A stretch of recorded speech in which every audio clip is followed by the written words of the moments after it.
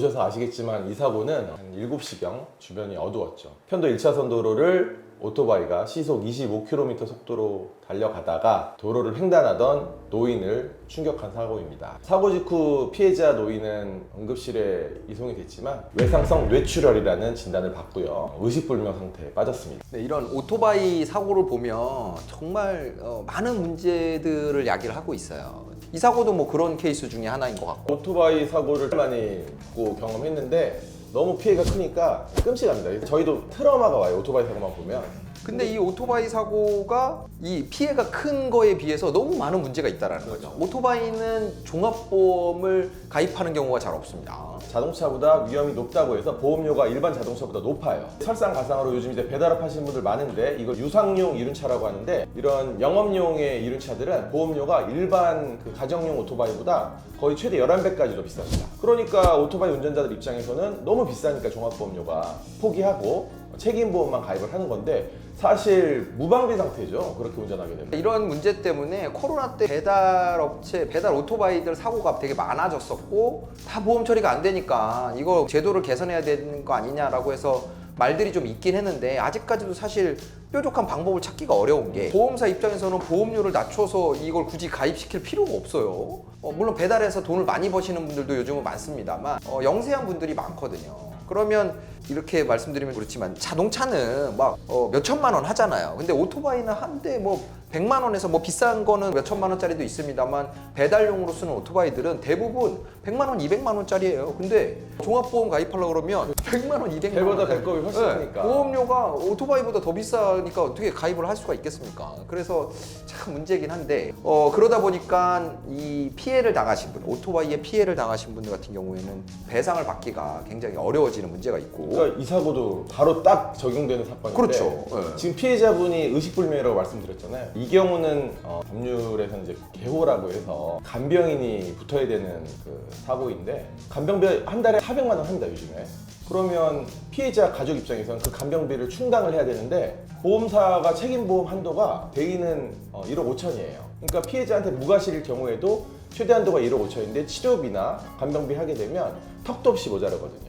이 사고 역시 민사적으로 책임보험사에서 이제 배상해주는 것 대비 피해액은 훨씬 컸던 거죠. 거기다 또 문제는 우리 운전자 입장에서 봤을 때는 자 중상해에 빠졌으니까 형사 입건이 됐겠죠. 이분이 뭐 과속을 한 것도 아니고 특별히 신호 위반이나 이런 중대 과실이 없지만 어쨌든 피해자가 중상해에 빠졌기 때문에 형사 입건 사안이 된 거예요. 거기다가 종합보험도 안 들어 있었으니까 운전자 보험에 가입이 돼 있어도 보험금을 지급해주는 사안이 아닙니다. 오토바이는.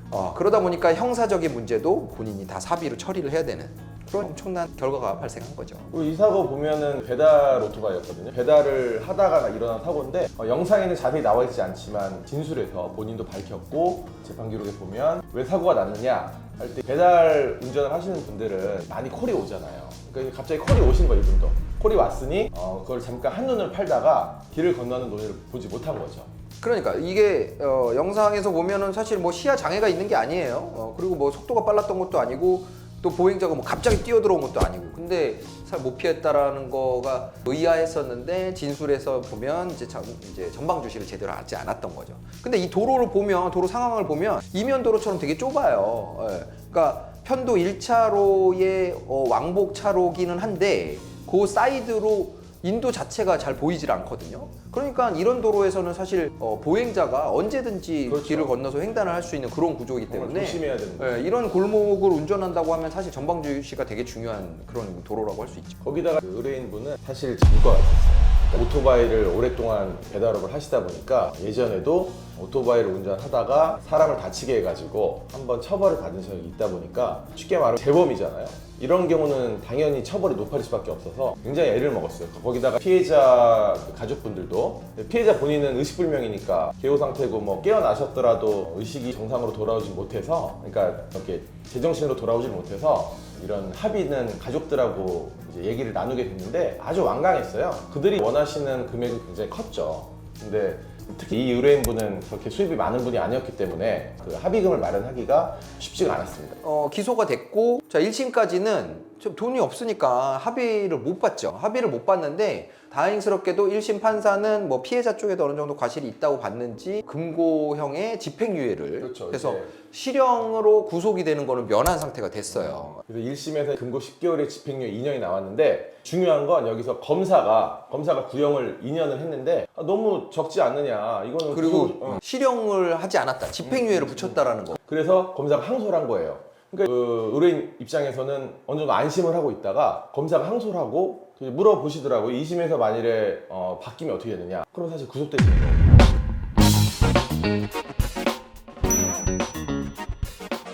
그리고 항소심에서 구속이 되면 뒤집을 수가 없습니다. 그렇죠. 네, 항소심이 마지막 찬스예요. 뭐 다른 사건에서도 말씀을 드렸지만 항소심까지가 사실심이고 형량에 대한 판단을 해줍니다. 3심 대법원으로 가게 되면 형량은 심리하는 대상이 아니에요. 그러니까 내가 아무리 항소심에서 부족하게 양형 관련된 자료를 부족하게 한 게 있다고 해도 항소심 선고에서 구속이 돼버린다. 그 다음에는 구속에서 벗어날 방법이 없다는 거. 그런 얘기를 들으시고 공포에 빠져버린 거예요. 그래서 어떻게 합니까 해서 저희도 어쩔 수가 없습니다. 합의가 최선입니다. 말씀드렸고 그래서 4천만 원이라는 금액을 마련을 해서 결국 2심 과정에서 합의를 했는데 아까 말씀드렸듯이 재범이다 보니까 뭐 벌금으로 내려가거나 형량이 확 줄지는 않았어요.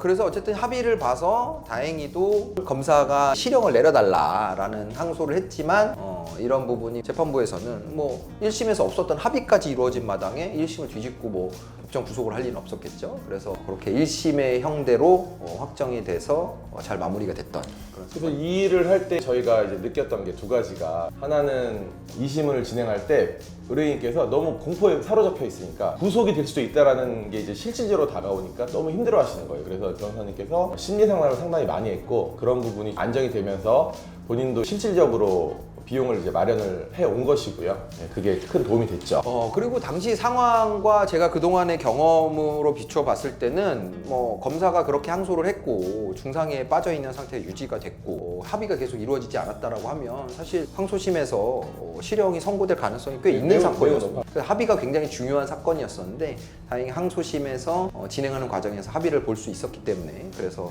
집행유예 판결이 그대로 확정이 된. 그리고 또 한 가지 짚고 넘어가야 될 부분이 다행히 4천만 원이라는 합의금을 마련해서 합의를 해서 넘어가는 구속을 피했는데 문제가 남잖아요.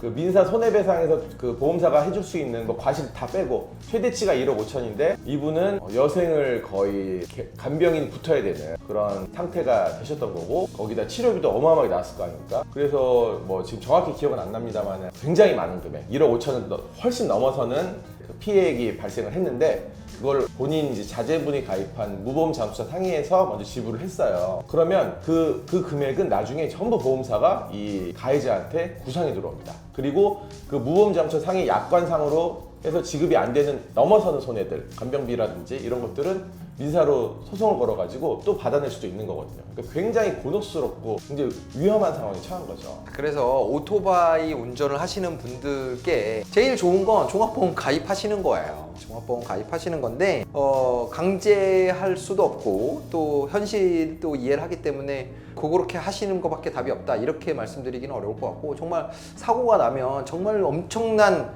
금전적 아니면 형사적인 신병의 위험도 따라온다라는 거를 염두에 두시고 제발 안전하게 운전하세요. 안전하게. 이륜차도 운전자 보험이 있습니다. 대부분 가입하신 분들 제가 못 봤는데 그래서 이륜차 관련해서 운전자 보험하고 종합보험이 정확하게 어떤 정도 현재 그 금액과 범위인지는 한번 저희도 다시 검토해가지고 영상을 찍는 기회를 갖겠습니다. 네. 오늘은 오토바이 운전하시는 분들 사고 나면 큰 낭패를 보게 된다. 제발 안전운전 그리고 끼어들기 아무리 마음이 급하더라도 정말 본인의 안전과 그 다음에 이렇게 사고 만일이 일어나면 정말 큰일 나는 제발 조심해서 운전해 주시고 문제 생기면 언제든 열렸습니다. 번호 위에 있습니다. 이 번호로 연락 주시면 저희 사무실에서 성심성의껏 상담해 드리겠습니다. 네, 오늘 여기까지 하시죠.